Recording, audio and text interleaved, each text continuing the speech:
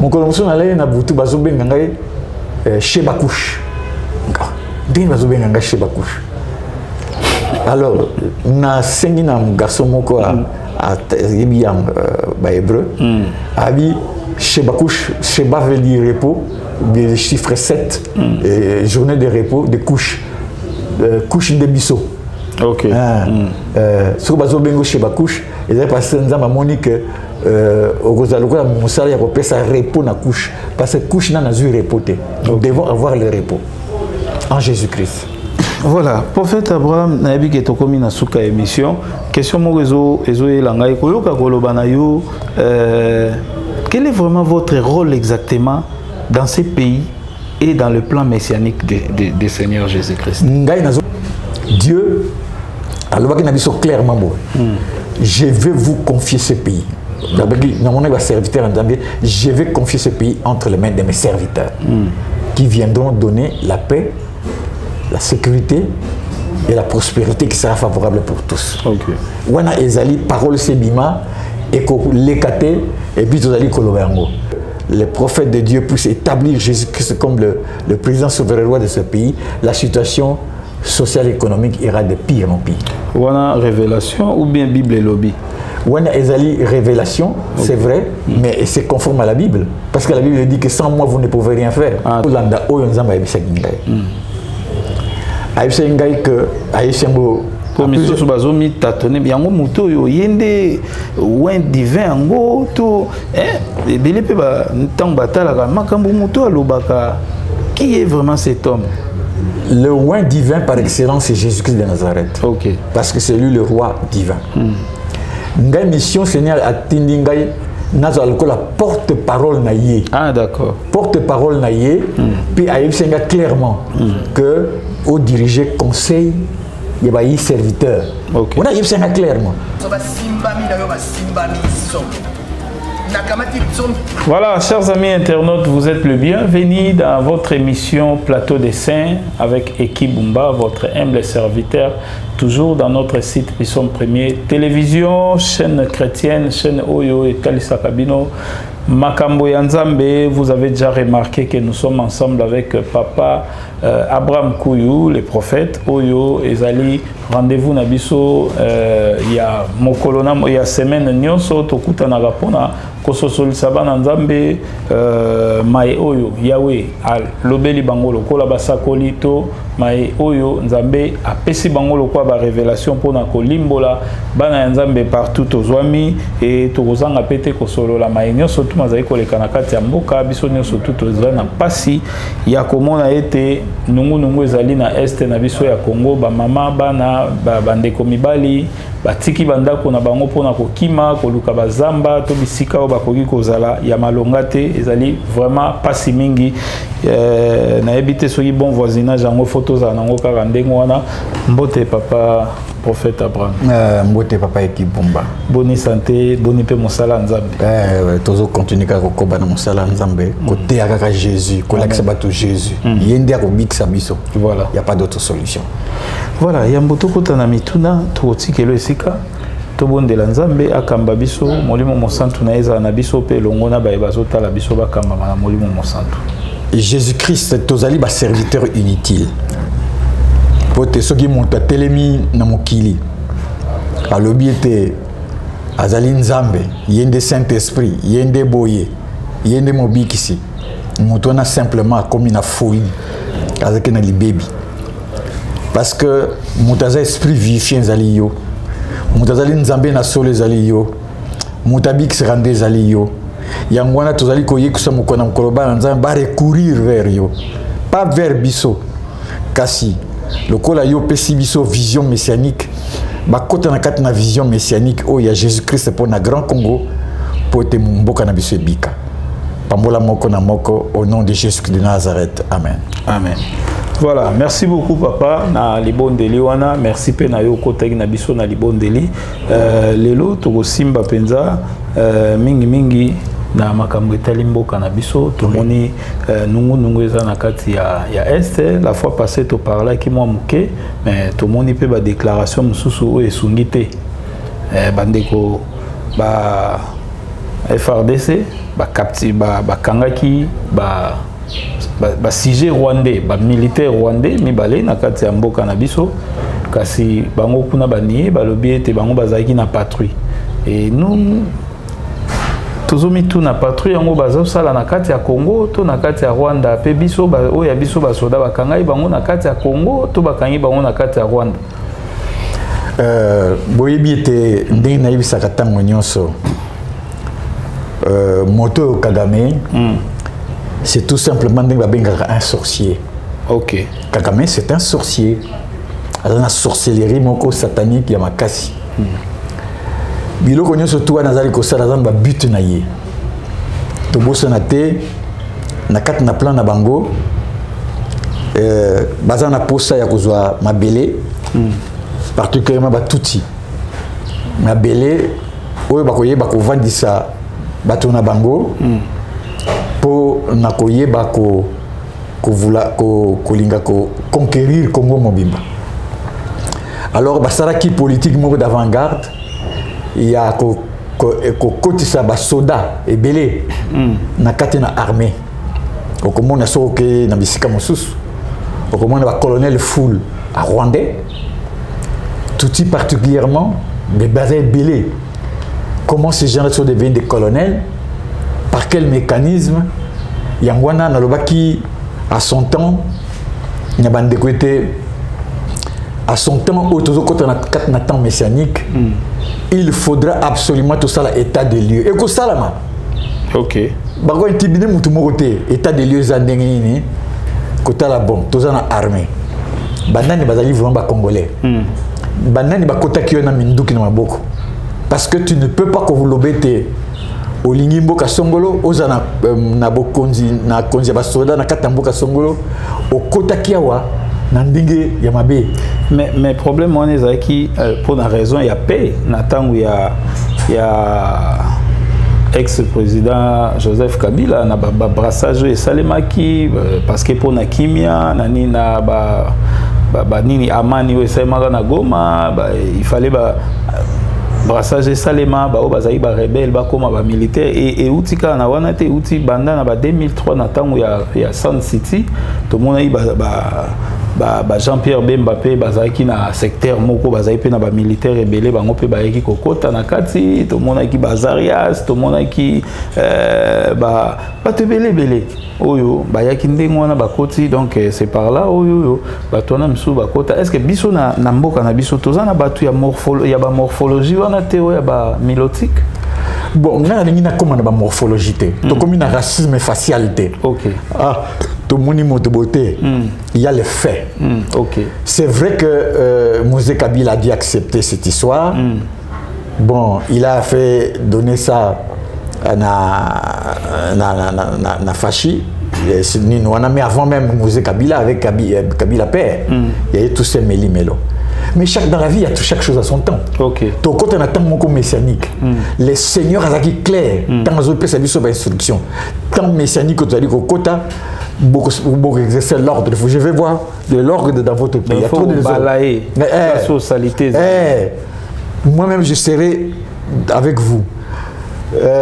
Beau balayer et ko balayer tes alliés que toujours que l'andaka pas comme bango non bon yo okota kindeni ezani nibo te ezabouale tia pembeni olingo vandawa kende ozala okene ko demander na s'enregistrer comme citoyen simple et puis dans le ministère affaires étrangères ba yeba yo que na deuxième ba yeba yo que aux étrangers faut eko salama et baza comme ikosa parce que leadership asiko ezali messianique te baza na pikiliki na yoba na nzambe te baza na pikiliki na pel te ah to banga boye parce que bako réagir na bango te parce que là c'est Jésus-Christ lui-même le Dieu d'ordre parce que nzambe babinga que le Dieu de l'ordre alors ekosa na mandenge wana. Alors, c'est pourquoi bango surtout bazali ko banga bazako linga tant messianique ya Seigneur Jésus-Christ était. Parce que banani exactement ba linga ngote. Particulièrement ba Rwandais. Oyo baza infiltré awa. Bazako banga ngoma makasi. Mais papa prophète Abraham Kouy. To zwana no nini analyse moko il n'y a pas aussi seulement que des Rwandais au Bazali, Awa Namboka Nabiso, Bakoma Peta, Msolo, quoi, Baimboka. Tous exemple, il y a Bazombo, Bandego Nabiso, il y a Angola, Bazombo. Tous par exemple, il y a certaines personnes, certains Maliens, Nigériens, Bamsou, Bavanda, Awa, inattendu aux hommes, Bango, Soussou, le roi, Baninte. Pourquoi Banine, ça ne dérange pas trop? Non, parce que ça, l'état des lieux. Ok. L'état des lieux. Ce qui y a aux Maliens, tout le monde qui est pour se propulser dans l'armée, on fera un état des lieux. Et ça, les Cambouya sélectifs, c'est comme Rwandais. Toute personne, soldats surtout, c'est l'état des lieux. Bon, par exemple, tout le général, il y a sa police à Mouli. Le général Amouli, il y a une comme armée de PDSP. Ok. À Yébani. Qui est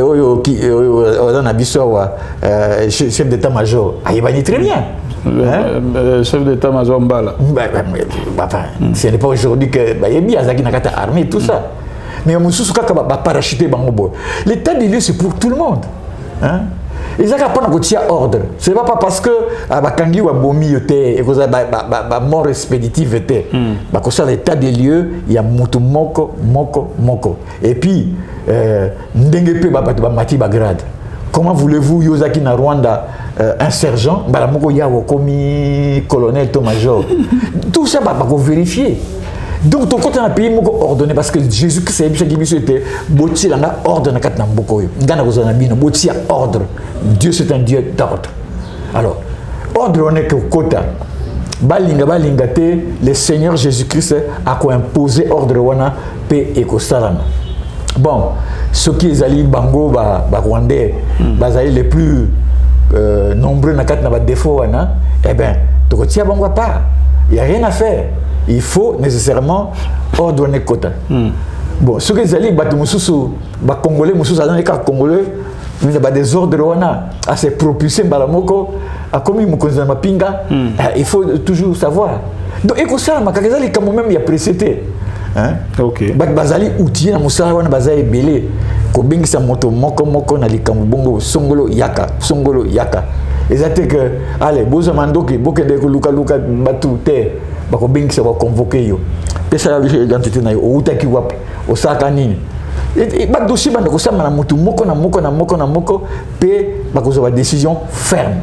Là maintenant nazotu na yo lokola doyen lokola congolais nazotuno kaka lokwa mosali nzambe te mais tokoki kolongolo pe casquette wana te soko lobango pe na côté spirituel ndenge nzambe okamba yo mais lokola congolais ovandi pe na mboka Kinshasa to na Congo otamboli pe ba Équateur ba mboka misusu ndenge nini oyo yebaka armée na mboka oyo mo fonctionnement nango na ndenge nini omona kango lelo eloko moko na bosana kate Nebite soki na bosani na kat na armée congolaise zaki na batmusu bazaki d'origine étrangère mais oko les grade agidanté.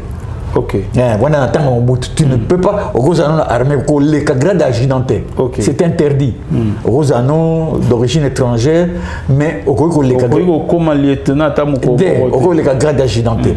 Sur le plan organisationnel na armée au bandai comme on ondé ni pelelo au monde ondé. Bon, armée est un peu plus homogène hein. C'est vrai que ce qu'on dit généraux bazaki wana on les connaissait. Ce qu'on dit que général Elouki, on les connaissait. Oui. Général Maele, général Maebanga, général Nikulia, général. On les connaissait. Il y avait comme traçabilité dans la vie na bango babika azaka boy, azaka na unité boy. Mais oh yasiko bayibate ba utawapi unité na bango banda nini pe balinga sou bazaka très discret. Balinga toujours ko bombama. Bazaka très discret. On les connaît pas très bien. Alors là, c'est un grand défaut. Et puis, tous les officiers sont formés. Il faut les former les Congolais, ils ont des responsabilités. Et puis, tous les jeunes et béliers. Parce que l'armée Nabiso, dans un premier temps, je crois que Nakat Natan Messianique fait ajouter au moins 1 million de soldats. Avec l'argent, on peut le faire. Tout le territoire mon était 1 million de soldats. Ceux qui ont 100 millions, 1 million, c'est-à-dire 1% de la population, basée sur soldats. former bango soda de base après ba dispatcher bango ce que soda bataille formation ba kotindo na service à ANER ba kotindo na formation politique mais formation de base za na armée vous a formé des bases na armée puis ba dispatcher biso bino moi quand tu vois bakani mawana c'est vrai ça la police mais qui formation de base na carte armée ning bazwa formation de base na carte armée parce que azagi infoiste azagi na info ya kananga voilà lokola par exemple na baki amoli azagi na DSP ayebani alors il y a toutes sortes de gens qui sont venus, on ne sait pas d'où ils viennent, tout ça, et puis bazali arrogant, tout ça, Alors, nous ne pouvons pas marcher comme ça. Après, il y a des informations qui apparaissent maintenant. Les informations qui apparaissent, que chaque Rwandais, na secte na bango, il faut qu'on jure fidélité na Kagame. Ok. Monaki cellule où on est à Londres, puis cellule où on est à Nîmes. Bon, on va faire des enquêtes. Si c'est fait que tu as juré fidélité à Kagame, il n'y a rien à faire. Ceux qui ont eu mal à monter, il faut même être arrêté pour haute trahison. Parce que comment voulez-vous, un militaire congolais, tu as juré fidélité à Kagame? Et puis, c'est que ça Kobima, dans les réseaux sociaux. Il paraît que certains Rwandais, ils ont plus moko dans Katanzoto pour localiser Bango, pour tindika Bango pour faire crime. Les crimes qu'on neutralise les Rwandais Oyo, bazali contre Kagame, évidemment qu'on neutralise les Congolais Oyo, bazana éveillé. Ngai personnellement dans les réseaux sociaux, certains tous mais bango baza dengue, tant qu'ils ont critiqué dans les réseaux sociaux, atia Congo na été. Ok. Atia peut-être Monsieur Thompson, mais ce qu'on a nini, aux senti Kaza Rwandais. Ok. Ah non, Toyoki Babilo qu'on a eu, aux un tribal, non, aux un tribal pour rien. Oh, Babengio personnellement. Tu qu'on benga tu, na ba réseaux sociaux. On a écrit, on a un message, un tribal. Mais bien aimé. Il faut mettre de l'ordre. Dans un pays, il faut de l'ordre. Il n'y a pas de un tribal. Un tribal, les alité. Et puis, quand ça la homogénéité na armée. Armée, il faut na moi Kaneva Moko, au Koloete. Bon, prenons 4 secteurs, 4 portions. Et il faut également que Louba Bazala, Congo Bazala, hein, langage il y a Congo, Bangala Bazala et puis Swahili Bazala. Tout ça doit être équitable. Hein. Et puis il faut la sagesse. Au côté de la généraux sur tout est Baluba to Congo. C'est pas possible. Aux autres Bomamboka. On a des sagesse pendant qu'on manage l'armée, il faut que ça mandengwana. Donc, nous surtout à côté de l'armée, à ce que nous servir Mboka. Qu'on constate que au côté de l'armée, comme on bandi ko servir mon konzimoko boy. Bosali moi kiki na bino bolo baka chiluba. Bosali moi kiki na bino bolo baka Swahili. Bosali moi kiki na bino bolo baka Kimongo. Bosali moi kiki na bino bolo baka Kikongo ya bantando wana nakata armée sana makate. Donc tozongela na système ya malamu que chaque soldat faut yeba koloba lingala ba soldat. Lingala ba soldat yebana. Donc langue militaire. Lingala ba soldat. Faut yeba lingala ba soldat ndengelo ba mata chaque soldat. Faut yeba koloba yango. Convenablement. Ok. Voilà, merci beaucoup, chers amis internautes. Kassito, qui vous a parlé dans la vidéo où tu avant à Holanda, où parler sur l'alliance. Alliance, on a le par cette alliance. Bon, alliance, c'est le Romomoné. Alliance, c'est le contrat. Donc, jusqu'à maintenant, la RDC n'a pas encore fait l'alliance avec Jésus-Christ de Nazareth. Ok. Mais l'alliance moko frélaté. Mais c'était pas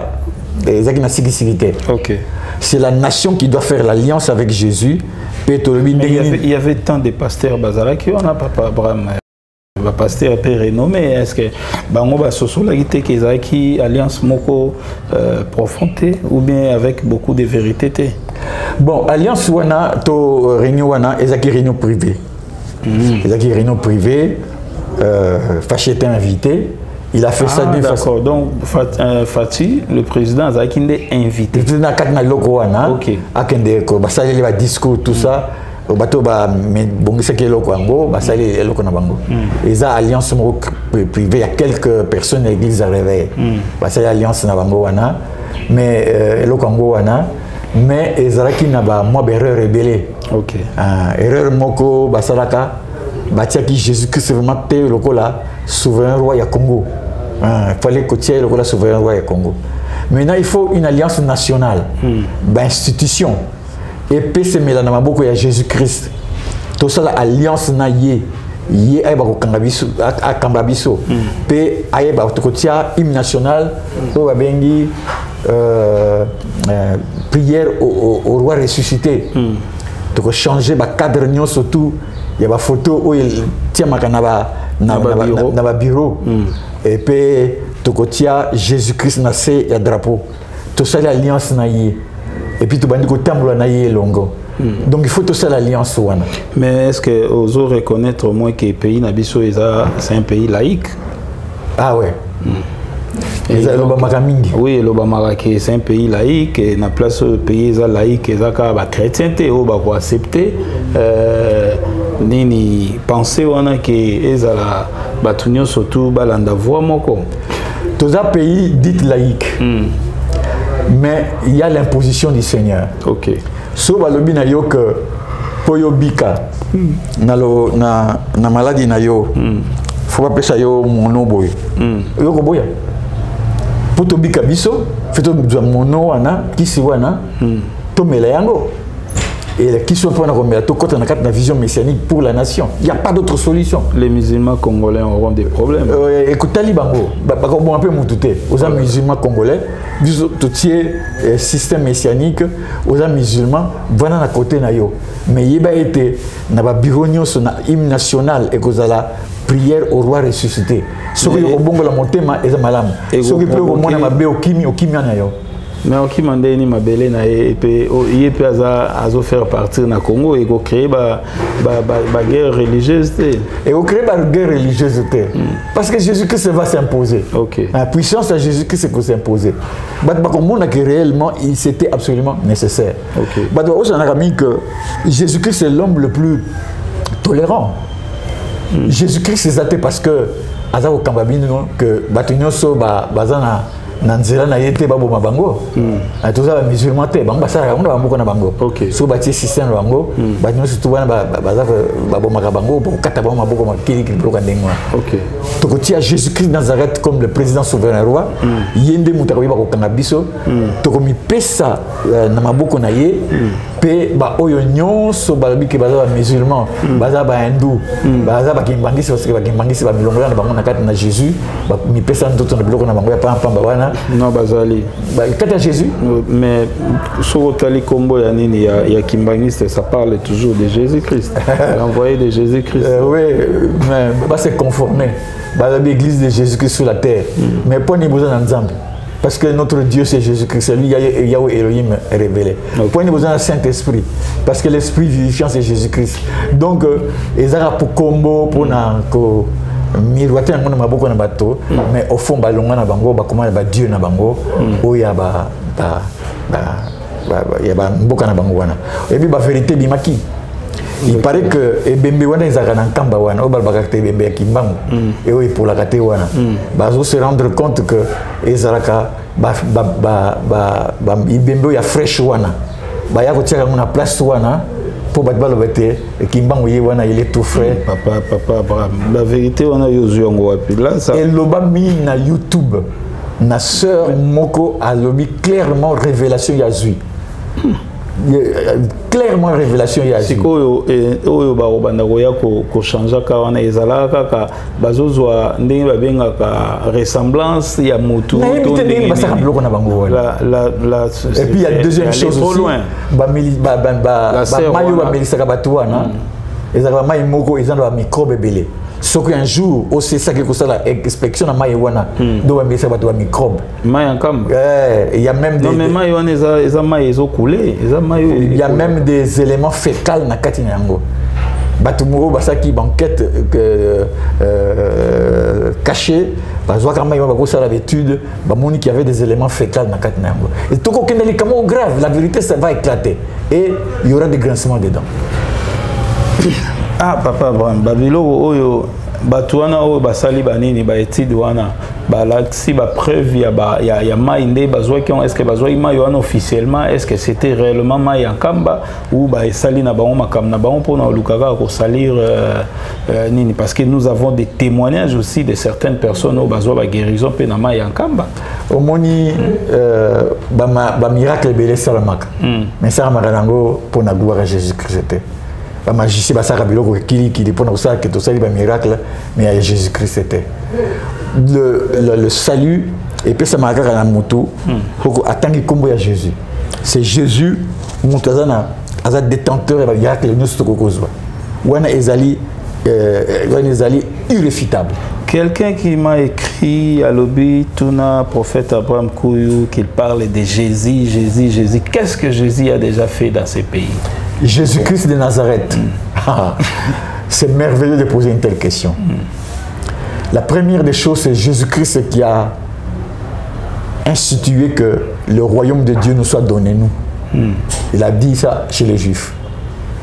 Jésus-Christ, c'est lui qui a envoyé sa parole. Il a dit quoi aux Juifs?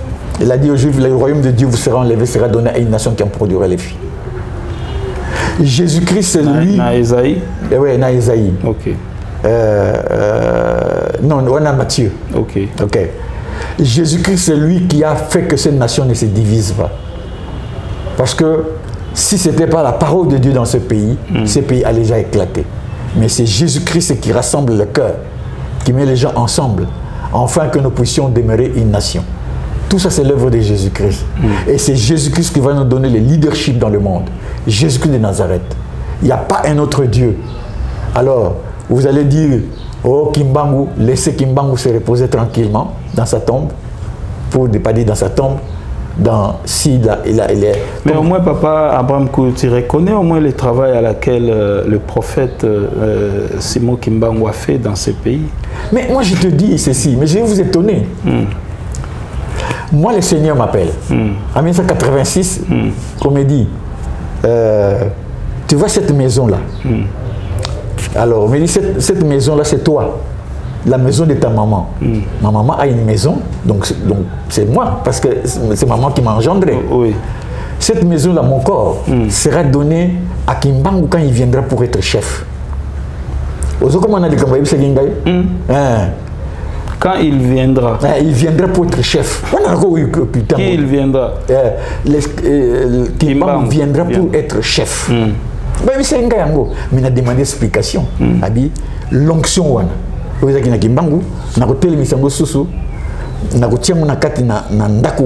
la personne là pour monter la chef. Comme ça. Mais à aucun moment le Seigneur bandako komisa Kimbangu, bandako prier Kimbangu. Non. Il n'y a jamais un message à Kimbangu, jamais. C'est Jésus qui me parle. C'est Jésus qui me témoigne que celui-là, c'était mon serviteur. Alors, si on a bandé un message sur Kimbangu, là, j'ai dévié de la foi. Moussa Dinabala, c'est lui qui a prié pour moi, qui a dit, je vois la gloire de Dieu. Mais moi, je vois la visitation de Moussa. Ah, Moussa Dinabala, Bimelinga, jamais. Ça, c'est des fausses doctrines. Jésus-Christ, en Amati, n'a pas prié, n'a montagne, n'a pas de transfiguration, à mon acquis Moïse, n'a Élie. Ma présence et apparaîtra capé. Oui, Jésus a repris son message. Parce que après cela, les deux personnes là vont disparaître. Le Jésus qui s'est calé moko. Désormais, vous se référez sur la Moïse, vous se référez sur la Élie, désormais vous se référez à Jésus-Christ. C'est pourquoi, à la fin, il vit Jésus-Christ seul. C'est Jésus-Christ.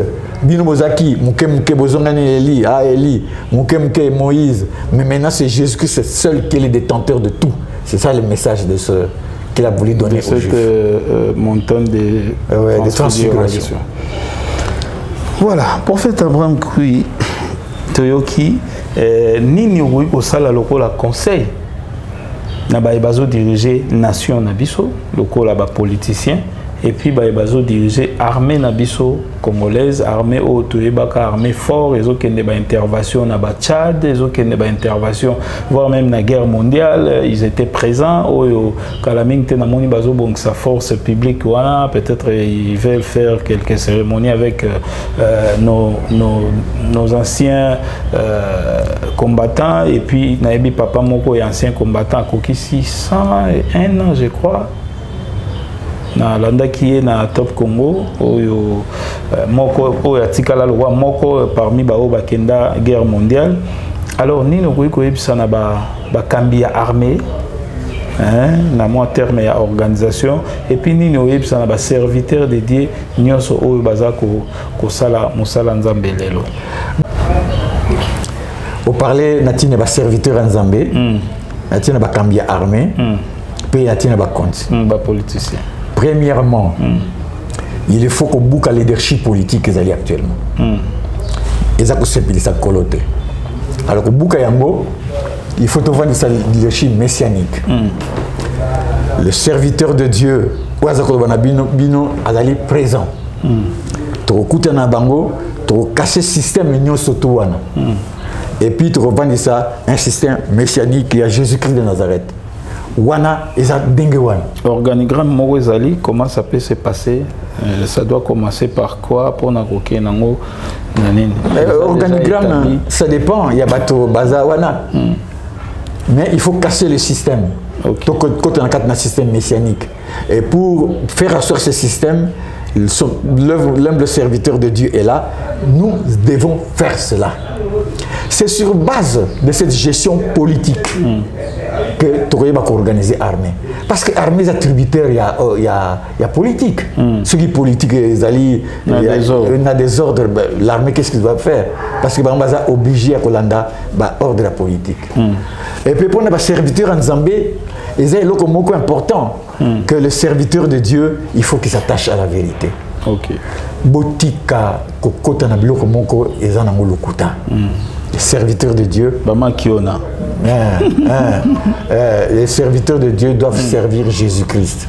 Et puis dans le pays messianique, c'est Jésus-Christ qui doit prendre le leadership.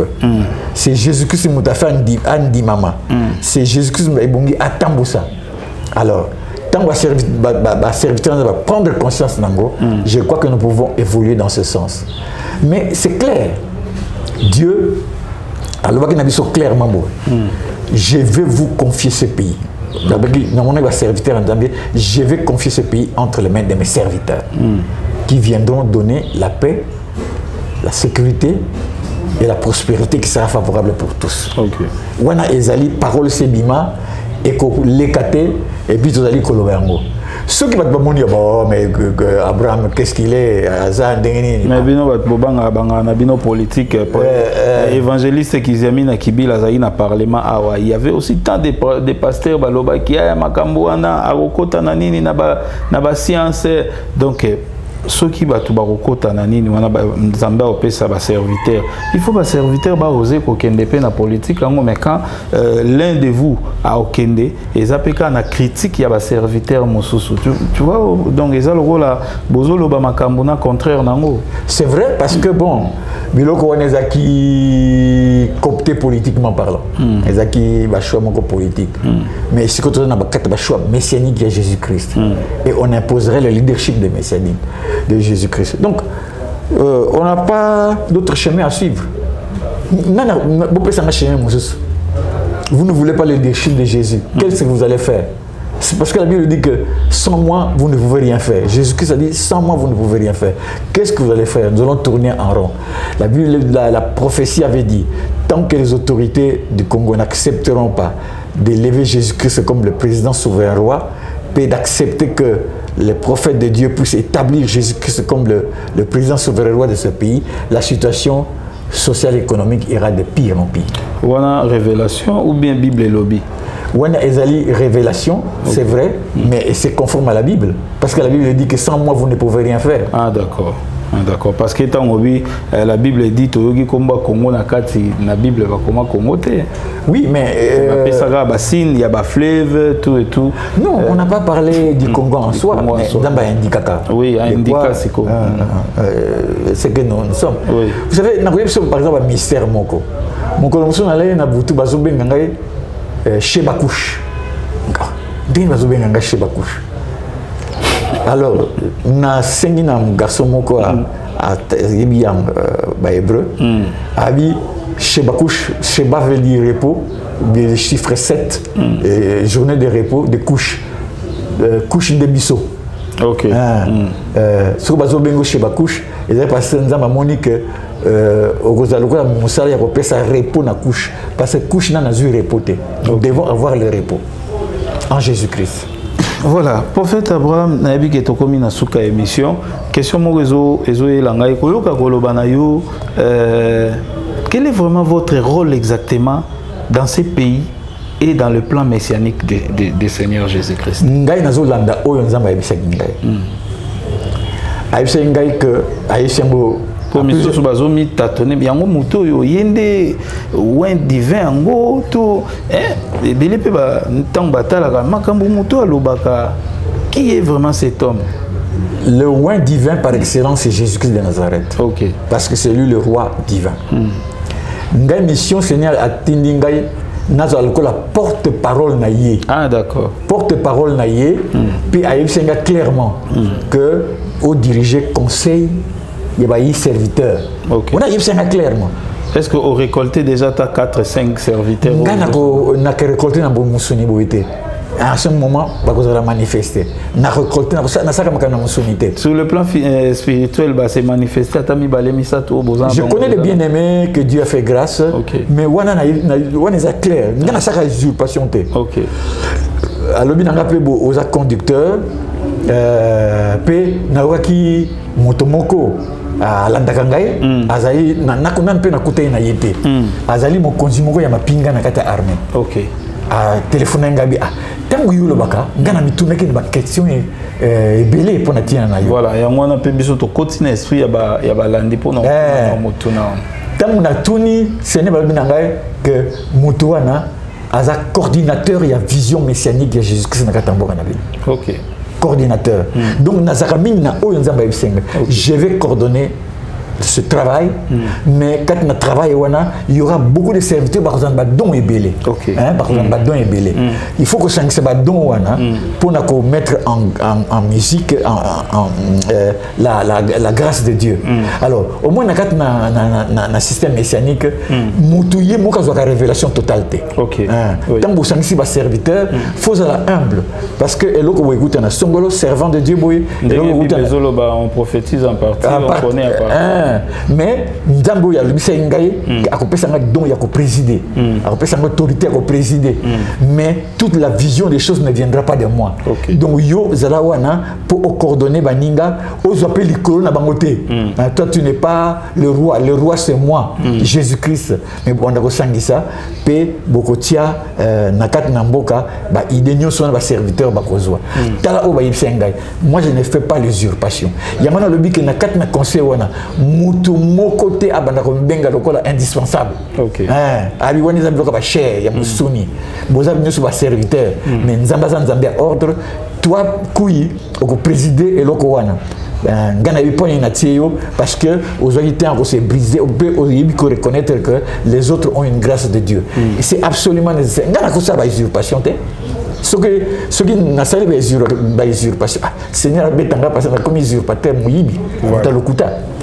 Voilà, merci beaucoup prophète Abraham Kouy. Nous avons compris ensemble avec nos téléspectateurs ou les internautes qui nous suivent à ce net moment dans notre chaîne Puissant Premier Télévision, chaîne évangélique, où Ezali présenté, émission présentée par Eki Bumba, l'émission Plateau des Saints, Toyambagi Bongo, prophète Abraham Kouy. Toujours on s'est maloba, son numéro et à contact. Ni tuna misusu autant mso zela qui vous pouvez aller direct c'est le prophète et vous allez appeler Malamu Mingi.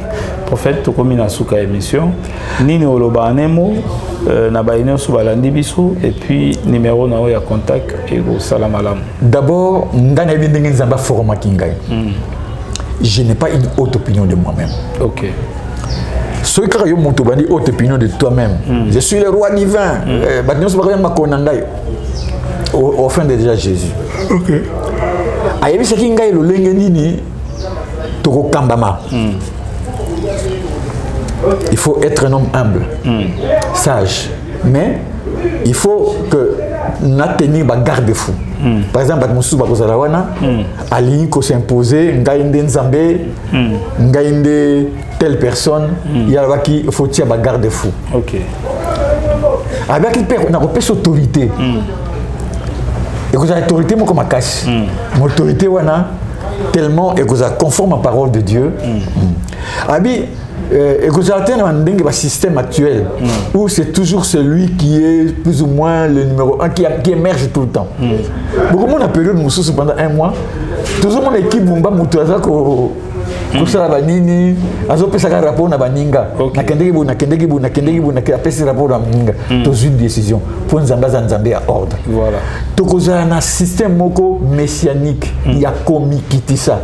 Et kozala jamais batie kiti mutu en place ba mutu na vanda wana yenda komi lokola moto bazako kumisaka les rois des rois. Tu comprends que ndenge bana nzamba vandaka boye bovandi bosololi oya zaki na moloba lobi maloba na ye pe ba peuple ba komona différence. OK. Wana ba titire nga matoi omoni ya mona Seigneur azako yebsanga comme Seigneur o mususa abingi ba mibengi roi divin yo mususa bibengi pe roi divin o mususa bibenga bité ba mibenga bongo ebele ba za ebele c'est un habit ba benga yo pe déjà ba benga pe ba yebsanga que moi le roi divin. OK. Mais ngai Jésus Christ na pour un premier temps na kotia liboso yo pour permettre ba inyo so bazana kat na parole de Dieu ba fongwama ba sera service en Zambie. Donc humilité. Alors c'est lui qui a koyeba ko sérénité. Donc il faut un grand reniement. Tous les serviteurs. OK. Ngai nazar roi divin. Bo sombelanga voiture ya mataka na mapapu mataka te. Na ba kitio et comment ya serviteur wana na protéger. Habitué beaucoup na réunion. C'est vrai que quand tu vas penser à une chaise plastique, tu vas des fauteuils. Mais pour ceux qui sont en moko. Ah donc ils ont un uniforme, ils ont la tête et ils ont plus. Il y a son gros ndegimo kakabo vandi, il y a parole à lobby, tout ça. Mais bah il y a dit que Moutazali ko présider, ils allaient son gros. Tout ça. Donc quand on a système au Moussous, wana ngana yebisi oyo ba yebisa kingai. Yebisa ngama kama bela bi que ba jeune belé, ba toma ba lobi biso tout ça que ndenge na bango wana na sepeli na ngote. OK. Donc bazo linga comme tombama, bazo linga nguna déjà avant les temps. Abi tam mission no ego si là, ba jeune pe musu bako ya. Mais yo oza lokola précurseur yeloko wana. Au bandelo kwan ngana lobi ngape nazana nga motema moto pour salamate ngana bi bon Seigneur ce que za yo et ko kisama zo appelle nanga yote et ko kisama nango nazana nga motema moto et sala makaka na bundisa songo ce que za yo et ko kisama so za yote ko kisama te est-ce que tu te mets en doute na message il faut faire attention ensemble. Faut pas avoir une autre opinion de soi-même. OK. Faut toujours donner la possibilité à Dieu qu'il peut choisir une autre personne. OK. Faut avoir une vision que nous servons Nzamba pour Ningai, na ça l'effort, na mérité. Pour nani Nzamba pour na pe mutu musus. Faut avoir une mutu na yo. OK. Faut avoir une humilité wana. OK. Vous constatez que c'est scellé, na salama mbeba, na bonga moto. Excusez-moi. Faut avoir une vision, faut avoir une comité. OK. Ngana zo tambla selon vision ba pesa kingai. Donc pe ba pesa kingai que na sala mutumoko akozala humble et puis à l'écoute de tous. Wana nde ba pesa kingai. et puis qu'on permettre bah jeune bah kozala wana bah tout ça bah ça s'humilier pour bah échéance monsieur kozala abi et kozala bah pays mususu bah kosenga bah dirigeant wana bah kende ko kamba pays na bango. Ok. Donc oyo ba okamba na temps messianique ba ozala na possibilité ya ozala invité na ba pays ba kotsa to ça la réunion bon songolo yo que kendo kamba Tchad to moni ozana nini ya abi ekozala eloko moko impressionnant mais ba mindele parce que ekozala eloko moko yo ba tout Seigneur se manifester. Alors ce que vous en brisement comment tu vas parce que tu vas te considérer comme... Donc,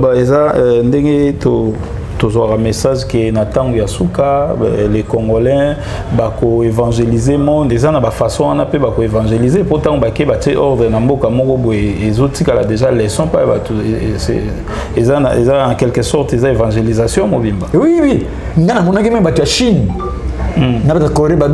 Si vous pouvez envoyer des gens chez nous, Jésus, c'est-à-dire que Jésus a se manifesté d'une façon spécifique par une abisso.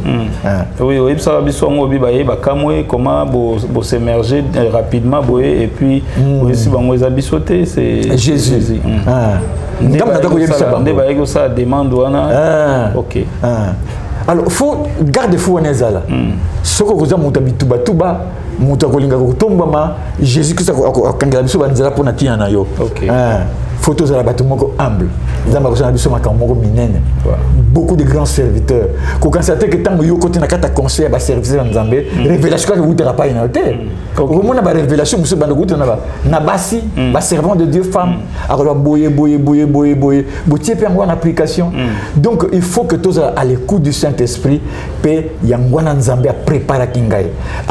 Très bien. Si tu ne sais pas te régner, oui, il faut se régner. Est-ce que vous avez un message pour les serviteurs à ce net moment? Si vous avez se régner, ils ne vont pas bien servir l'Éternel ou comment? Vous pouvez adresser un message à les serviteurs rebelles. Oui, ça il faut le reconnaître. Les serviteurs congolais n'ont pas un sens de régniement profond. Ok. Au moni les arabes romoko nzamba se pela na ngote. Au côté en quatre églises au moni 2 chaises en or. C'est pour la femme et le non. Même pas pour le second mais c'est pour la femme. Et puis il s'est mis là-bas l'estrade. Non. C'est pas comme ça. C'est vrai que l'église nous souvent dit qu'on s'est retrouvé un peu qu'on change. Même Colonde ba chair est comme propre, ba chair na ba estrade. Ouais, ça c'est tout le monde on a ba église grande souka. Ba kimbangi skuto lo baté là-bas c'est on divinise quelqu'un un point bas. L'église rêvée ba côté na biloko wana. Non, ça ne vient pas de Dieu. Ça ne vient pas de Dieu. Papa, la sagesse d'un homme de Dieu ne vient pas parce que vous lui avez donné une grossesse. Vous pouvez être parmi vous, mais on vous reconnaît que c'est toi qui as la sagesse. Bon, le problème est là. Bon, papa, nous voulons terminer. Qu'est-ce que toi tu dis? Tu dis quelque chose qui édifie tout le monde. Mais si tu es dans les histoires de vouloir s'élever, il faut être humble. Il faut être humble. Je dis encore, il faut être humble. Mais système, c'est pourquoi Dieu m'a demandé de jouer ce rôle. Il m'a dit, c'est parce que sur le plan, il y a les Kambwana, il y a humble. Papa.